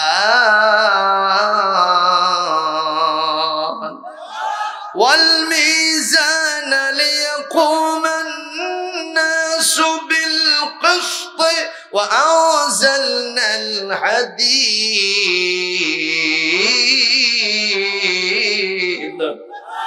জোরে বলেন আল্লাহু আকবার। আল্লাহ বলেন, মানুষের এই পৃথিবীতে আমার রাসূলদেরকে আমি 4টা জিনিস দিয়ে পাঠাইছিলাম, তার মধ্যে একটা হলো মিজান। মিজান মানে দাড়ি পাল্লার নিক্তি, যার মাধ্যমে ন্যায় বিচার প্রতিষ্ঠিত করা যায়। সুতরাং নবী আর রাসূল যারা হবেন তারা অবিচার কখনো করবেন না। এজন্য বেলাল রে, ন্যায় বিচার প্রতিষ্ঠা করার জন্য আমাকে সহযোগিতা করো। তোমার ভালো লাগুক আর না লাগুক, এইটার আনুগত্য করা এটা হলো আমার যোগ্য উম্মত। জোরে বলেন সুবহানাল্লাহ। আমরা এমন মুসলমান আছি, খালি যে সমস্ত সুন্নত মানতে গেলে কষ্ট হয় না সেই সুন্নত গুলো আমরা মানি। দাওয়াত খাওয়া সুন্নত আছে না নাই? আমরা যারা হুজুর, আমরা আবার দাওয়াত খাইতে খুব বেশি ভালোবাসি, কথা কয় না। এমন কি দেখবেন এক একজন হুজুরের পেট 3টা তরমুজের সাইজ হয়ে গেছে। ঈদের দিনে কোলাকুলি করতে গেলে খালি পেটাপেটি হয়, ঠিক না বেঠিক? এক হুজুর একটা রুমের ভিতরে ঢুকবে, দেখা যায় যে পেটের ধাক্কায় দরজা খুলে গেছে। তো যারা রিসিপশনের ছিল তারা বললো, এটা তো পেট দেখতেছি, নেতা কোথায়, হুজুর কোথায়? হুজুর পেছনে, আর আগে পেট। 4 ইঞ্চি সিনা বাদ দিয়ে পুরোটাই পেট, কথা বল। বগুড়া শহরে এক ইমামের সাথে দাওয়াত খেতে গেছি, তো বাড়িওয়ালা খাওয়া দাওয়া শেষে বলতেছে যে, হুজুর বড় কষ্ট দিলাম, মনে কিছু করবেন না। এক হুজুর বলতেছে, এরকম কষ্ট একটু মাঝে মধ্যে দিয়ে।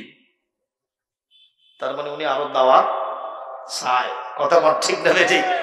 তো দাওয়াত খাওয়া সুন্নত, মিষ্টি খাওয়া, কদু খাওয়া সুন্নত, আতর সুরমা মাখানো সুন্নত, এগুলো মানা সহজ, কিন্তু দাঁত ভাঙ্গা সুন্নত মানা বড় কঠিন, কথা কয় না? রাসূলুল্লাহ জেল খেটেছেন, জেল খাটা সুন্নত বড় কঠিন, কথা কন? মামলা হামলার শিকার হওয়া বড় কঠিন, এমনকি ফাঁসির কাষ্ঠেও ঝোলাটা আরো বেশি কঠিন। আল্লাহর নবীদেরকে করাত দিয়ে ছেঁড়া হয়েছে, সত্য না মিথ্যা? কথা কন না কেন? আগুনের মধ্যে ফেলে দেওয়া হয়েছে, সত্য না মিথ্যা? দুকুল ছাপিয়ে প্রবাহিত হচ্ছে, খরস্রোতা নদীর ভিতরে ফেলে দেওয়া হয়েছে, সত্য না মিথ্যা? আমার নবীর চামড়া উঠাইছে, দাঁত ভেঙেছে, এই সুন্নতগুলি মানতে আমরা অভ্যস্ত নয়। আমরা শুধু খানকা মক্তব মারকাজে গিয়া জাকির জিকির করব, ওই যে তাহিরি হুজুরের মতো, কথা কয় না কেন বাবা? জিকির করতে করতে জাকির উঠছে গাছে, লুঙ্গি নামছে নিচে, জাকের ভাই লুঙ্গি নাই, কয় দরকার নেই। মন চলেছে সুরেশ্বর, মন চলেছে সুরেশ্বর, কিসের বাড়ি কিসের ঘর, ল্যাংটা হইয়া জিকির কর। জোরে গান আছে না নাই? এইরকম ল্যাংটা বাবা, পাগলা বাবা, চট বাবা, জট বাবা, পট বাবা আছে না নাই? ঢাকায় এক ল্যাংটা বাবা বসে আছে, এক বড় মাথা যায় এরকম করতেছে। আরেকজন বলতেছে স্যার এরকম করেন কেন? বাবার মধ্যে কিছু আছে। পাশে থেকে একজন কয় যা আছে তা তো বার হয়ে আছে। জোরে কর না। এইসব ল্যাংটা বাবা বাংলাদেশে কম না বেশি? এ জোরে কন। আমার বগুড়ার এক শিল্পী সুন্দর করে বানাইছে, ও বাবা পাগলা বাবা, ও বাবা ল্যাংটা বাবা, ও বাবা শট বাবা, জট বাবা, পট বাবা, কলকে বাবা, কবরেতে বাঁচাবে তোর কোন বাবা? মাথায় আছে চুলের জট, গায়ে আছে সালার শট, হাতে আছে মদের পট, আবার গাজার কলকে হাতে নিয়ে জিকির করে হু খাজা, হু খাজা, হু খাজা। ও বাবা পাগলা বাবা, ও বাবা ল্যাংটা বাবা, ও বাবা শট বাবা, জট বাবা, পট বাবা, কলকে বাবা, হাসরেতে বাঁচাবে তোর কোন বাবা? এই যুবকরা কথা বলে না কেন?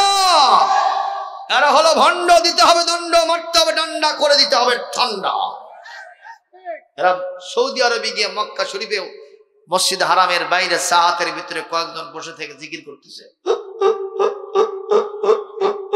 এরকম করতেছে। তো পুলিশেরা মনে করছে বোধ হাঁপানি হয়েছে, সবগুলোকে ট্রাকে তুলে হাসপাতালে নিয়ে গেছে। যে পরীক্ষা নিরীক্ষা করে দেখে কোনো হাঁপানি নাই। একজন শাইখকে ডেকে এসে বলতেছে, ইয়া আইয়ুহা শাইখ উনজুর ইলাইহিম মাযা মারাদুহুম মাযা হাজাতুহুম, তাকায় দেখো তো এদের কি অসুখ হয়েছে, এদের হাঁপানি হচ্ছে নাকি দেখো তো। বাংলাদেশের শাইখ বলছে, স্যার এদের তো আসলে হাঁপানি ঝাঁপানি নাই, এরা তরিকা ভক্ত লোক, একটু জিকিরের মশান দিছে, কে যে জিকির কোরআনে নাই হাদিসে নাই সেটা দিছে, একেবারে ব্যাত মারছে 10টা করে পাছা, আর হাঁপানিও নাই ঝাঁপানিও নাই। ইসলাম যদি কোনোদিন পাওয়ারে আসে এই সব ভণ্ডদেরকে সাইজ করা হবে। কথা কোন ঠিক কিনা? আল্লাহর ওলিদের মাজার গুলিকে সংরক্ষণ করা হবে, কোন শিরক আর বিদআত করতে দেওয়া যাবে না, যাবে না, যাবে না। কথা বলেন ঠিক কিনা? প্রিয় উপস্থিতি, আমি আপনাদের সামনে বলছিলাম সহজ সুন্নত মানা যায়, কিন্তু কঠিন সুন্নত মানতে সমস্যা। এই জন্য কবি আফসোস করে বলেছে, সুন্নত নয় শুধু দাওয়াতের মেহমান, সুন্নত নয় শুধু খাওয়া শেষে মধু পান, আরো কিছু সুন্নত আছে তুমি জানো কি, জানলেও জীবনে কখনো তা মানো কি।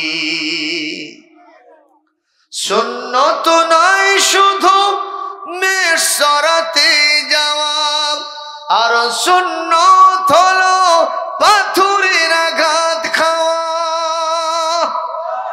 সুন্নত নয় শুধু দাওয়াত খেতে যাওয়া, আর সুন্নত হলো রাষ্ট্রনায়ক হওয়া। মোহাব্বতে তার খালিদ মোর আলী, মোহাব্বতে তার খালিদ মোর আলী, আবু বকরের মতো পাশে থাকো কি। সুন্নত নয় শুধু দাওয়াতের মেহমান, সুন্নত নয় শুধু খাওয়া শেষে মধু পান, আরো কিছু সুন্নত আছে তুমি জানো কি, জানলেও জীবনে কখনো তা মানো কি। কথা বলেন ঠিক না বে ঠিক? আরো জোরে বলুন ঠিক না বে ঠিক? আমার নবীজি বললেন, বেলাল যাও, যদি তোমার মানতে মন চায় তাও যেতে হবে, না চাইলেও যেতে হবে, এর মধ্যেই আমার ইত্তেবা আছে। সুবহানাল্লাহ। হযরত বেলাল মনে অনিচ্ছা সত্ত্বেও ফাতিমার বাড়িতে গেলেন, দরজায় নক দিলেন, ভেতর থেকে আওয়াজ আসলো, কে? বললেন আনা বেলাল, আমি বেলাল। কি চাও তুমি?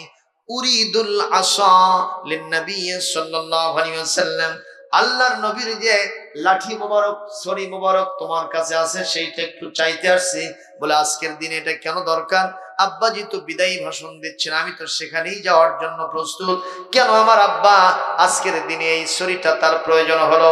হযরত বিলাল বলছেন, উক্কাশা নামে একজন সাহাবী, তার নাকি একটা অভিযোগ আছে, নবী নাকি তার পাজরে আঘাত দিয়েছিলেন। আজকে বিদায়ী ভাষণের দিনে নবী ন্যায় বিচার কায়েম করবেন, তার হাতে এই ছড়িটা দেবেন, পান্তি লাঠি দেবেন, আর এটা দিয়া উক্কাশা নবীর পাজরে আঘাত দিয়া কষ্ট দেবেন, প্রতিশোধ দেবেন। এই কথা বলাও সারা খাতুনে জান্নাত রাসূলুল্লাহর কলিজার ধন ফাতেমাতুজ জাহরা কান্নাকাটি করাও সারা। আমার বাপজানকে কে কষ্ট দেবে রে?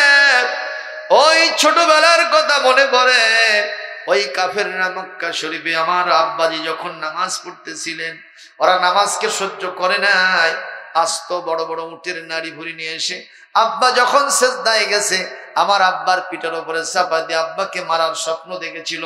আমি ছোট মানুষ, আমার কানে যখন এই খবর আসলো, আমি দৌড়ে গিয়া ওই সব মানুষের ভেতরে প্রবেশ করলাম। আমি আস্তে করে ওখানে একটু হাত দিলাম, আল্লাহর রহমতে আমার আব্বার মাথার উপর থেকে পিঠের উপর থেকে নারী ভুরি নেমে গেল। আমার আব্বা আল্লাহর রহমতে বেঁচে গেল।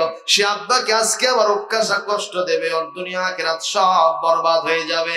এইবার মা ফাতেমাতুজ জাহরা খাতুনে জান্নাত তিনি কাঁদতে কাঁদতে মসজিদে নববীর দিকে আসতে থাকেন। হযরত বিলাল হনহন করেই আপনার সরিয়ার লাঠিয়ার পান্তিটা নিয়ে এসে আমার নবীর হাতে দিলেন। নবী করিম সাল্লাল্লাহু আলাইহি ওয়াসাল্লাম এই সরিয়ার পান্তিটা উক্কাশার হাতের ভিতরে দিলেন। ইতিমধ্যেই আরো কয়েকজন সাহাবী হযরত বিলালের হাত থেকে এই লাঠিটা নেওয়ার জন্য চেষ্টা করেছেন। হুজুর বলেছেন, ডিস্টার্ব করবা না, ন্যায় বিচার করার জন্য তোমাদের যা ভালোবাসা দেখাইছো, that's enough for you, এটাই তোমার জন্য যথেষ্ট হয়েছে। আমি ঘোষণা করছি, আবু বকর, ওমর, ওসমান, আলী, হাসান, হোসেন, তোমরা সকলে এই ভালোবাসার কারণে দুনিয়ায় আল্লাহর জান্নাতের সার্টিফিকেট পেয়ে গেছো। মুসলমান, গোটা বিশ্বে মুসলমানেরা ওই সমস্ত কাফির বেদিনরা আমার নবীর ব্যাপারে এখনো কুৎসরটনা করে কিনা? করে কিনা? করে কিনা? আমার নবীকে গালি দেয় না? দেয় না? আমার নবীর বিরুদ্ধে কার্টুন ছাপায় কি ছাপায় না? যেই মুসলমান তার প্রতিবাদ করবে না, এর ভিতরে নবীর কোনো ভালোবাসা নাই। কথা কোন ঠিক কিনা? বিশ্ব নবীর অপমানে যদি না কাঁদে তোমার মন, মুসলিম নয়, মুনাফিক তুমি, নবীজির দুশমন। কথা কোন ঠিক না? ঠিক। বিশ্বের এই সকল কাফের বেদিন নবী বিদ্বেষী লোকদেরকে বলতে চাই, যদি তোমরা আমার নবীকে না চিনে না জেনে থাকো, আর সেই নবীর বিরুদ্ধে যদি তোমরা কুৎসরটনা করো, নবী তোমার জন্য পৃথিবীতে যা করে গেছেন, গোটা পৃথিবীর সব মানুষ যদি তাদের কলিজা কেটে দেয়, নবীজির কখনো ঋণ শোধ করা যাবে না।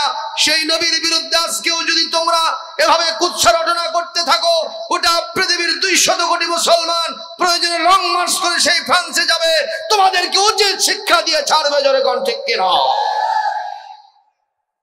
নবীর বিরুদ্ধে কোন সিদ্ধান্ত কেউ নিলে মুসলমান বসে থাকবে? জোরে কোন থাকবে? এমন দাও দাও করে আগুন জ্বলবে, যে আগুন নিভানোর শক্তি কারো থাকবে না। এই জন্য মুসলমান ধরে ধরে ধরে না, ধরলে আর ছাড়ে না। কথা কোন ঠিক কিনা? মুসলমান এই জন্য বলবো, নবীর প্রতি ভালোবাসা রাখতে হবে। জোরে বলি আমিন। আল্লাহর নবী উক্কাশার কি বলে বেলালের হাত থেকে ছড়িটা নিয়ে উক্কাশার হাতে দিয়েছেন। উক্কাশা আবার আদ্যপান্ত দেখে বলছি, ইয়া রাসূলুল্লাহ, হ্যাঁ এই ছড়িটাই সেদিন আপনার হাতে ছিল, পেয়ে গেছে, কিন্তু একটা শর্ত যে আরো আছে আমার। কি শর্ত? বলে সেই দিন যখন আপনি আমাকে আঘাত দিয়েছিলেন, তখন আমার শরীরে পাতলা ফিনফিনা একটা পোশাক ছিল। যখন আপনি আঘাত দিয়েছেন খুব লাগছিল, আমার আঘাতটা বেশি লেগেছিল, কিন্তু আজকে আপনার শরীরে এত বেশি পোশাকের জ্বালায় আপনি মোটা হয়ে গেছেন। তো এখন এই অবস্থায় যদি আমি আঘাত দিই, 16 আনা প্রতিশোধ হবে না, ন্যায় বিচার কায়েম হবে না। এই জন্য আমি আপনার কাছে আরজ করছি, যদি ন্যায় বিচার সঠিকভাবে 16 আনা কায়েম করতে চান, আপনার শরীর থেকে পোশাকটা আপনি খুলে নেন। আল্লাহর নবী বললেন, উক্কাশা তুমি যতই বেড়াজাল আমাকে দাও, শর্তের আবর্তে আমাকে বেঁধে ফেলো, আমি তাও ন্যায় বিচার কায়েম করেই ছাড়ব। সুবহানাল্লাহ। কোন নবীজি বুখারীর হাদিসে বলেছেন, কাল কিয়ামতে কোনো ছায়া থাকবে না আরশের ছায়া, রহমতের ছায়া ছাড়া। সূর্য মাথার কাছ থেকে তাপ দেবে, গুনাহগারের মাথার চান্দি ফেটে এইসব নাক মুখ দিয়ে মমের মতো গলে গলে আমাদের মগজগুলো পড়তে থাকবে গুনাহগারের জন্য। সেই মুহূর্তে 7 শ্রেণীর মানুষকে আল্লাহ পাক রহমতের ছায়া দিবেন। সুবহানাল্লাহ। তার ভিতরে বুখারী মুসলিম শরীফের হাদিসে আসছে, নবীজি প্রথম বলেছেন ইমামুন আদিলুন, ওই রাজা, ওই বাদশা, ওই রাষ্ট্রপ্রধান যে তার জনগণের উপরে ন্যায় বিচার কায়েম করেছিল। সুবহানাল্লাহ। গোটা পৃথিবীতে ন্যায় বিচার না থাকলেও অন্তত আমরা যেখানে আছি এখানে আছে। ভাইরা আমার, মনোযোগ দিয়ে কথা শোনেন। আমার নবীজি উক্কাশার হাতে ছড়ি দেওয়ার পরে শর্ত অনুযায়ী তার শরীরের পোশাক একটা একটা করে খুলতে খুলতে প্রায় সব খুলে ফেলেছেন। নবীজি এখন প্রায় উন্মুক্ত শরীরে আছেন। সাহাবাই আসবেন, সবাই খই ফোটার মতো, কাটা কবুতরের মতো ছটফট ছটফট করে পুড়ে গড়াগড়ি দিচ্ছেন। আমাদের চোখের সামনে এই দৃশ্য আমরা দেখতে পারি না রে। উক্কাশ আজকে কি পরিস্থিতি সৃষ্টি করলো, আমরা কিছুই বলতে পারি না, কিছুই সইতে পারি না, কিছু উচ্চবাচ্য করতে পারি। নবীজি আমাদেরকে নিষেধ করে দেন, এ উক্কাশা ভাই তুমি আর আগাও না, তুমি একটু পিছিয়ে আসো। উক্কাশা কিছুতেই ছাড়ে না। আমার নবীজি উন্মুক্ত শরীর নিয়ে দাঁড়ায় আছেন আর বলতেছেন, উক্কাশা শর্ত তো পূরণ হয়েছে, এই মুহূর্তে চলে আসো, আমার ন্যায় বিচার কায়েম করার সুযোগ হয়ে গেছে, তুমি আসো। উক্কাশা 1 পা 2 পা করে সামনের দিকে অগ্রসর হয়। সাহাবায়ে আজমাইন কেউ কেউ মাথা তুলে তাকায় আছেন, ফেরেশতা মণ্ডলী দেখতেছেন। মহান আল্লাহ রহমতের ফেরেশতারা কান্দে, আরশে আজিম পর্যন্ত থরথরি কাঁপ উঠে গেছে। নবীর অসম্মান কাফের বেদিনরা করতে পারে, কিন্তু একজন মুসলিম তার নবীর হাতে গড়া মুসলমান সাহাবী, সে কিরকম কিভাবে করতে পারে? এক পর্যায়ে মুসলমান ভাইরা উক্কাশা 1 পা 2 পা করে এরকম করে চোখা করে এই লাঠি আর ছড়িটা নিয়ে আমার নবীর কাছে আসছে। আসার পরে নবীর কাছে যখন দাঁড়ায় গেছে, হাতের ছড়িটা ভর্তি করে ফেলে দিয়া আল্লাহর নবীকে জড়িয়ে ধরে বুকে মুখে চুমু খায়, মোহরে নবুয়তে চুমু খায়, আর 2 চোখের পানি ছেড়ে দিয়ে কাঁদতে থাকেন, বলেন ইয়া রাসূলুল্লাহ, ইয়া হাবিবাল্লাহ, আপনি কেমনে বুঝলেন, কেমনে জানলেন, কেমনে বুঝলেন আমার মতো সাহাবী আপনার গায়ে আঘাত দিয়ে কষ্ট দেবে? জীবনে কতবার কাফেরদের হাত থেকে আপনাকে রক্ষা করার জন্য জীবন দেওয়ার সিদ্ধান্ত নিয়েছিলাম। আপনি জানেন নবী, প্রাণের নবী, আমি আপনাকে কেমনে মারবো? আমি তো এই জন্য এই কাম করি নাই। ইয়া রাসূলুল্লাহ, ইয়া হাবিবাল্লাহ, একদিন আপনার মুখে শুনেছিলাম যারা মহব্বতের সাথে আমার শরীরটা তার শরীরের সাথে জড়ায় নিতে পারবে, আমার মোহরে নবুয়ত ঈমানের সাথে একটা বার দেখবে আর চুমু খাইতে পারবে, আল্লাহ তাদের জীবনের সব গুনাহ মাফ করে দিবেন, জাহান্নামের আগুন তাদের জন্য হারাম করে দিবে। যখন বললেন আজকে আমার শেষ খুতবা, আমি চিন্তা করলাম বিশ্ব নবীর এইরকম সান্নিধ্য অর্থ জীবনে পাবো না। This is the moment. আজকে হলো সুবর্ণ সুযোগ। আমি একটা কৌশল অবলম্বন করে নবীর শরীরের সাথে আমার শরীরটা একটু ঘর্ষণ লাগাবো, আমার শরীরটা একটু মিশিয়ে নিব, যাতে রহমতের নবী করুণার ছবির শরীরের সাথে আমাদের এই শরীরটা মিশানোর কারণে জাহান্নামের আগুন হারাম হয়ে যায়, জান্নাত যেন ওয়াজিব হয়ে যায়। আল্লাহর নবী বললেন, ও সাহাবীরা, আমার উক্কাশা যে সুন্দর একটা দৃশ্যের অবতারণা করেছে, আমার আল্লাহ পাক খুশি হয়ে গেছেন, উক্কাশার জন্য আল্লাহ জান্নাতটা বরাদ্দ দিয়েছে। লিল্লাহে তাকবীর, লিল্লাহে তাকবীর। ভুলেছি আদল, ভুলেছি ইহসান, কাঁদে সে ব্যথায় জমিন ও আসমান, পথ হারিয়ে কাঁদি গো হযরত, কি করে পাবো খোদারি রহমত, সবারই কিসমত ঢেকেছে আধার, ভরে গেছে পাপে নেমেছে জুলমাত, মেনে চলি যদি খোদারি বিধান, আসিবে ইজ্জত আসিবে সম্মান, ঠিক কিনা? ঝরিবে রহমত, মিলিবে নাজাত, তাহলে পাবো খোদারি জান্নাত। সবারই কিসমত ঢেকেছে আধার, ভরে গেছে পাপে, নেমেছে জুলমাত। ঠিক না ঠিক? এজন্য আজকের ওপেন সিক্রেট বলতে চাই, মুসলমান যদি ন্যায় বিচার পেতে চান, ইসলামের ভিতরে ঢুকে যান। ইসলামকে হাফ নয়, 2/3 নয়, 2/3 নয়, অর্ধেক নয়, 1/3 নয়, ইসলামের মধ্যে পুরোপুরি ঢুকতে হবে।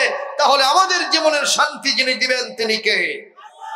আমরা কি রাজি আছি ইনশাআল্লাহ? ব্যক্তি, পরিবার, সমাজ এবং রাষ্ট্রের সব জায়গায় ইসলাম মানতে যারা রাজি আছি, দুহাত তুলে এই মুহূর্তে আমার আল্লাহকে হাত দেখায়। লিল্লাহে তাকবীর, লিল্লাহে তাকবীর। আল কোরআনের আলো সারা দুনিয়ায় জালো, সংসদে জালো, আম ঝুপির মাহফিল সফল হোক, সফল হোক আজকের মাহফিল। লিল্লাহে তাকবীর। হাত নামান। প্রিয় ভাই সকল, আমি এতক্ষণ আপনাদের কষ্ট দিয়ে আমি আপনাদেরকে অবশ্যই হয়তোবা মনের ভিতরে আঘাত দিয়েছি। আপনারা কি মন খারাপ করেছেন? একটু বসেন, মোনাজাত না করে কেউ যাবেন না। মোনাজাত হলো শেষ আকর্ষণ। ইন্নামাল আ'মালু বিল খাওয়াতিম, বুখারীর হাদিস, যে শেষ আমলটা আল্লাহর কাছে কবুল হয়। জোরে বলি আল্লাহুম্মা আমিন। মা বোনদের বলবো, আপনারা একটু 5 ওয়াক্ত নামাজ পড়বেন, রমাদান শরীফের রোজা রাখবেন, বাড়িতে পর্দার সাথে থাকবেন, বাইরে গেলেও পর্দা করবেন, সরই পর্দা, ঠিক না বেঠিক? এমন সিটা মার্কা বোরকা পরা যাবে না যেইটা দিয়ে সব উঁচু নিচু জায়গাগুলো দেখা যায়। কথা কন? এমন আটো শটো পাতলা ফিনফিনা আপনার শর্ট কামিজ হওয়া যাবে না, যেটা দিয়ে আপনার স্পর্শকাতর অঙ্গগুলি যুবকের পরিদৃষ্ট হয়, আর পিছন থেকে যুবক অ্যাসিড মারে, যুবক আপনাকে শীষ ফুটায়, SMS করে, লাঞ্ছিত হবেন, নিগৃহীত হবেন, ধর্ষণের শিকার হবেন। যেরকম ঠিক কিনা? আজকে আমার দেশে ধর্ষণের বিরুদ্ধে আইন আছে না নাই? কিন্তু তারপরে ধর্ষণ কি বাড়ে না কমে? আমার বগুড়ার নন্দীগ্রাম উপজেলায় গতকালকের ঘটনায় আপনাদের ফরিদপুর থেকে একটা মেয়েকে নিয়ে গেছে, নিয়ে যাওয়ার পরে নিঝুম পাথার আলুর জমির ক্ষেত, তার ভিতরে মেয়েটাকে ধর্ষণ করে হত্যা করে শেষ করে দিয়েছে। তার মা সেটা আবার পত্রিকায় দেখার পরে সেখানে গেছে, মেয়েটার পেটে 4 মাসের সন্তানও আছে। এটা একটা দুইটা? যেরকম একটা দুইটা? বাংলাদেশে অহরহ শত শত জেনা, ব্যভিচার, এই ধরনের নারী নির্যাতন এবং ধর্ষণের ঘটনা ঘটতেছে। যেরকম ঠিক কিনা? এটা থেকে আমরা জাতিকে উদ্ধার করতে পারছি না, একটাই মাত্র কারণ, পর্দা নাই। এই সংসদ অধিবেশন চলছে, মাননীয় প্রধানমন্ত্রী সহ যারা কর্তা ব্যক্তি আছেন তাদের কাছে দাবি জানাবো, যেই দেশে একজন প্রধানমন্ত্রী নারী, স্পিকার সাহেবা নারী, শিক্ষামন্ত্রী নারী, শত শত সংসদ সদস্য তারা নারী, ইউএনওগুলো নারী, ডিসিরা আছে, এসপিরা আছে, তারা নারী। কথা বলেন ঠিক না ঠিক? সেই দেশে নারী নির্যাতন হবে, এটা আমরা কখনো বরদাস্ত করতে পারি না। অবশ্যই সব বস্তাপচা মতবাদ পরিত্যাগ করে ধর্মনিরপেক্ষ মতবাদ, সমাজতন্ত্র, পুঁজিবাদ, বস্তাপচা মতবাদ, ওগুলো দিয়ে হবে না। কোরআনে কারীম ছাড়া শান্তি হবে না, ধর্ষণ বন্ধ হবে না। এই জন্য দাবি জানাই, অনতি বিলম্বে জাতীয় সংসদে কোরআন শরীফে পর্দার বিধান কায়েম করতে হবে, হবে হবে। জোরে বলুন ঠিক কিনা? এই দাবি জানানো কি আমরা অযৌক্তিক হলো? অযৌক্তিক হলো? কসম আল্লাহর, সরই পর্দা করে যে নারীরা বাইরে যায়, লোকেরা মনে করে হয়তো আমার নানি না অথবা দাদি বা খালা হবে।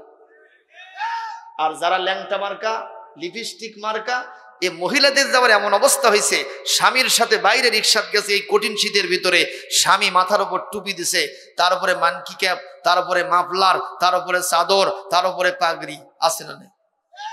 কথা কয় না। আর পাশে ওনার স্ত্রী বসে আছে, একেবারে সফান সফা। কথা কয় না। মাথার কোনো কাপড় আছে, অথচ মাথায় কাপড় দিতে আল্লাহ পাক তাদেরকে ডাইরেক্ট নির্দেশ দিয়েছেন, এমন একটা চাদর বোরকা পড়তে হবে যা দিয়ে তার মাথা, গলা, বুক সব ঢেকে যাবে। রাস্তায় বের হলে মনে হবে আস্ত খাতুনে জান্নাত ফাতেমাতুজ জাহরা হেঁটে যাচ্ছে।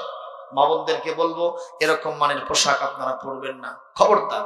তবে সরই যে পর্দার ব্যবস্থা আছে এটা আপনারা করবেন। আর একটা ফতোয়া আমি দিয়ে যাই মা বোনদের উদ্দেশ্যে, যারা বোরখা পরবেন, শুধু বোরখা পরলে হবে না, অসুস্থতা না থাকলে আপনার মুখটা ঢেকে রাখতে হবে। আপনাকে নেকাব করতে হবে, কারণ সৌন্দর্যের কেন্দ্রবিন্দু তো হলো মুখমণ্ডল, চেহারা। জোরে কোন ঠিক কিনা? সে চেহারায় যদি খুলে থাকলো, আপনার পর্দা হলো কোথায়?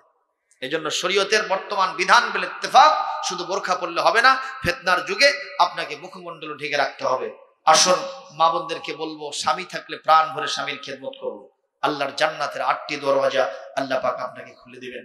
আমি সকলের দীর্ঘায়ু সুস্বাস্থ্য কামনা করি, আমার নিজের জন্য দোয়া চাই। আজকে যা বললাম আমি নিজে যেন আমল করতে পারি। আজকের যে যুব সমাজ এই মাহফিল অ্যারেঞ্জমেন্ট করেছেন, আমি কলিজা থেকে তাদের জন্য দোয়া করি, আল্লাহ পাক যেন ভবিষ্যতেও তাদেরকে এর থেকেও বড় বড় প্রোগ্রাম অ্যারেঞ্জমেন্ট করার তৌফিক দান করেন।